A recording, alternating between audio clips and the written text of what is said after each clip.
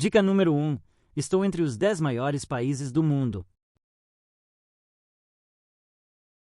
Dica número 2. Embora minha população seja de quase 50 milhões de habitantes, eu tenho uma baixa densidade demográfica, com cerca de 16 habitantes por quilômetro quadrado. Dica número 3. Meu nome deriva da palavra correspondente para prata, em latim. Dica número 4. Muitos nazistas fugiram para cá após o fim da Segunda Guerra. Dica número 5. Em 2023, minha inflação foi de mais de 200%, sendo a maior do mundo, e hoje, $1 americano compra quase 1.000 da minha moeda, o peso.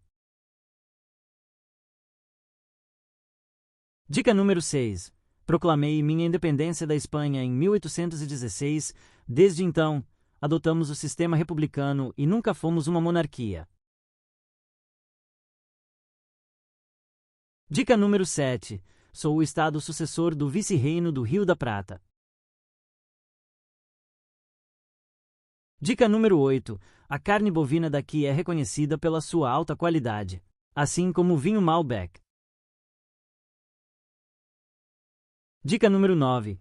Aqui nasceu Che Guevara. Dica número 10. A Cordilheira dos Andes atravessa meu território e serve como uma fronteira natural com o meu vizinho. Dica número 11. Fui um dos países mais ricos do mundo até que tive minha economia arruinada com a ascensão do peronismo na segunda metade do século XX. Dica número 12. As cores da minha bandeira são o azul celeste e o branco, com o sol de maio ao centro. Dica número 13. Entrei em guerra contra o Reino Unido pelo controle das Malvinas. Dica número 14. Os brasileiros gostam de visitar uma cidade minha chamada Bariloche para ver neve. Dica número 15. Faço fronteira com Chile, Bolívia, Paraguai, Uruguai e Brasil e sou banhado pelo Oceano Atlântico. Dica número 16. Sou uma potência do futebol e já venci, até 2024, 3 Copas do Mundo. Além disso, alguns dos maiores craques da história do futebol nasceram aqui. Dica número 17. Sou uma república presidencialista, e o atual presidente daqui, em 2024, é o libertário Javier Milei. Dica número 18. Sou um país de grande maioria católica, e o atual Papa, em 2024, nasceu aqui.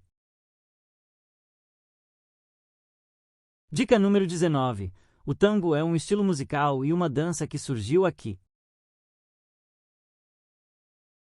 Dica número 20. Minha capital é Buenos Aires. E aí? Acertou? Parabéns para quem palpitou, Argentina.